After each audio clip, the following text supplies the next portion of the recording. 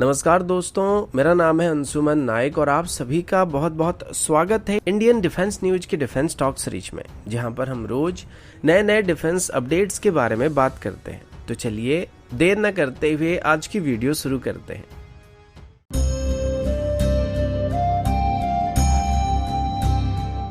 आज की पहली अपडेट ऑफसेट ऑब्लिगेशन को लेके है। पिछले कुछ सालों से भारत ने अपने डिफेंस सेक्टर में काफी सारे बड़े बड़े डिफेंस डील को फाइल किया था, जिसमें हर 2000 करोड़ की डिफेंस डील के ऊपर ऑफसेट ऑब्लिगेशन रहता ही रहता है। मतलब जो फर्स्ट ट्रैक मोड में डील को फाइल किया था या इमरजेंसी बेसिस पर जिन चीजों को खरीदा जाता है उसमें ऑफसेट ऑब्लिगेशन नहीं होता, लेकिन बाकी सभी डिफेंस डील के ऊपर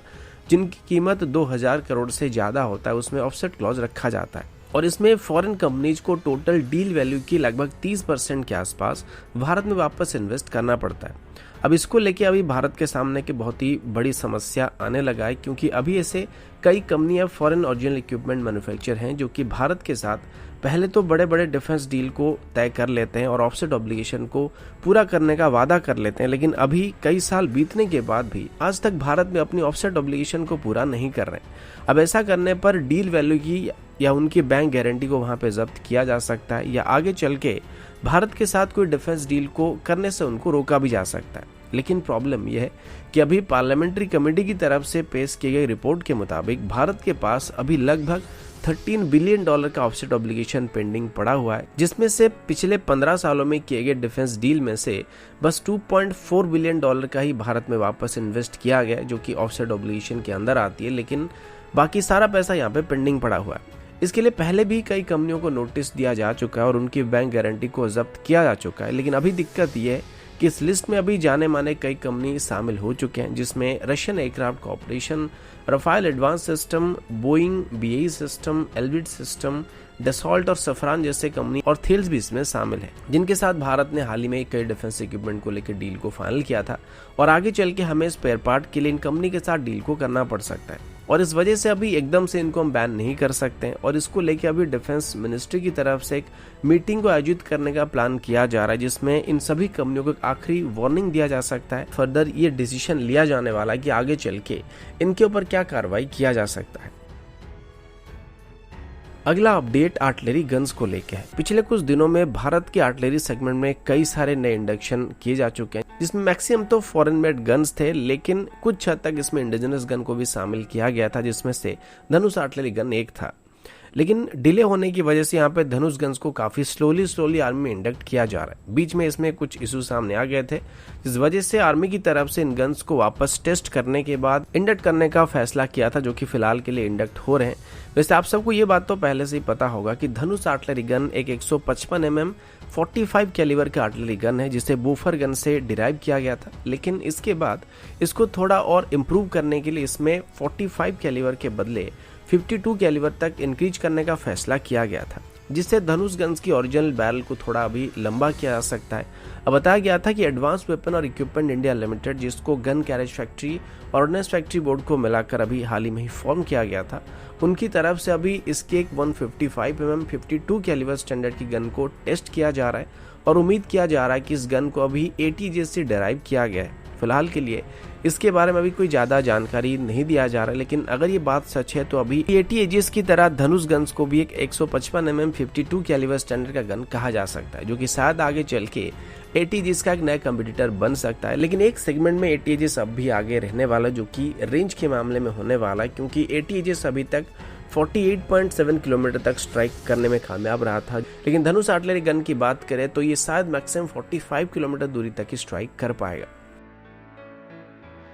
अगला अपडेट भारत और चाइना को लेके। आप सब जानते हैं कि पिछले 2 सालों से भारत और चाइना के बीच लद्दाख में फेसअप चल रहा था। हालांकि कई जगहों में अभी भी दोनों तरफ से डिसएंगेजमेंट किया जा चुका है, लेकिन कुछ जगह अभी भी ऐसी बाकी है जहां पर चाइना और भारत दोनों के बीच आज भी मतभेद हो रहा है और दोनों तरफ से आज भी वहां पर ट्रूप्स को डिप्लॉय करके रखा गया। अभी आर्मी की तरफ से बताया गया कि लद्दाख रीजन में अभी चाइना की तरफ से एक बहुत ही बड़ी एक्सरसाइज को कंडक्ट किया जा रहा है, जिसमें चाइनीज आर्मी और एयरफोर्स दोनों इन्वॉल्व होने की बात की गई है। इसका मतलब साफ है कि वो अभी भारत के साथ होने वाली कोई भी कॉन्फ्लिक्ट में किस तरीके से ऑपरेट करना है उसकी प्रिपरेशन वगैरह कर कर रहे हैं। इसी वजह से भारत की तरफ से अभी सेम रीजन में प्रिकॉशनरी डिप्लॉयमेंट करने का फैसला किया गया, क्योंकि चाइना के ऊपर कोई भरोसा नहीं है और अगर हम थोड़ा सा भी यहाँ पे ढील बरतेंगे तो फिर से कहीं ना कहीं पे घुसने की कोशिश कर सकते हैं। अब जैसे कि चाइना की तरफ से अभी लद्दाख रीजन में अपनी एयरफोर्स को भी डिप्लॉय किया जा रहा है, साथ ही आर्मी और एयरफोर्स के बीच जॉइंट ऑपरेशंस को कंडक्ट किया जा रहा है। तो इस वजह से भारत की तरफ से भी अभी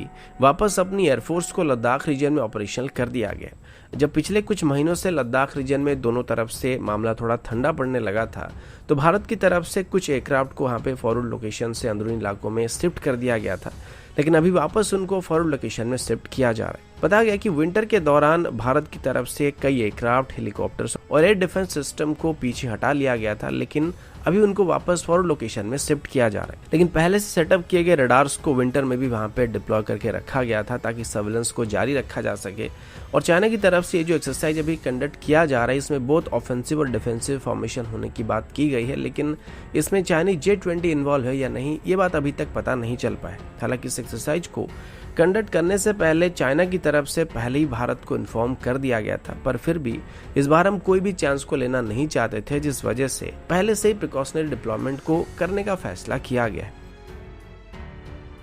अगला अपडेट टूर ऑफ ड्यूटी को लेके। अब इनिशियली जब गवर्नमेंट की तरफ से टूर ऑफ ड्यूटी प्रपोजल को दिया गया था, तो तब इसको लेके हर एक डिफेंस एस्पिरेंट के मन में काफी उम्मीदें जागी थी कि अब उनको जल्दी ही आर्मी में ज्वाइन करने का मौका मिल सकता है। लेकिन जैसे कि अभी तक इस प्रपोजल के अंदर सभी रूल्स और रेगुलेशंस को फॉर्म नहीं किया गया, इसमें काफी सारे अनसर्टेनिटी भी भरा हुआ है और वक्त बीतने के साथ साथ लोगों का अभी टूर ऑफ ड्यूटी कॉन्सेप्ट के ऊपर भरोसा थोड़ा थोड़ा उठने लगा है और सवाल भी खड़े होने लगे। अब सबसे बड़ा सवाल तो ये है कि अभी टूर ऑफ ड्यूटी में जिन जवानों को इंडक्ट किया जाएगा, उनमें से 50% जवानों को तो पहले 3 साल के अंदर रिटायर कर दिया जाएगा, लेकिन फिर भी 5 साल पूरा होने के बाद उनमें से भी 50% जवानों को हटा दिया जाएगा और बाकी बचे जवानों को पूरी सर्विस करने के लिए यहाँ पे इजाजत दी जाएगी। अब इसमें जो भी जवान शामिल रहेंगे वो मोस्टली अपनी अर्ली 20s के टाइम से ही रिटायर हो जाएंगे और गवर्नमेंट का कहना है कि सर्विस से रिटायर होने के बाद वो कोई दूसरी सर्विस में ज्वाइन कर सकते हैं या फिर सेंट्रल आर्म पुलिस फोर्सेस में भी उनको इंडक्ट करने की कोशिश की जा सकती है। अब ये प्रपोजल मेनली पेंशन में जाने वाले पैसे को बचाने के लिए लिया जा रहा है, क्योंकि जो जवान 3 से 5 साल तक सर्विस करने के बाद रिटायर कर जाएंगे तो उनको कभी भी फुल पेंशन नहीं मिलने वाला है, लेकिन रिटायर होने के बाद हो सकता है उनको कहीं पर भी जॉब नहीं मिलेगा। और अगर रेगुलर बेसिस पर ऐसा किया गया तो हर साल कम से कम 30,000 से 50,000 जवान रिटायर होने वाले हैं, जिनकी उम्र 25 से 26 साल के बीच ही होने वाली है।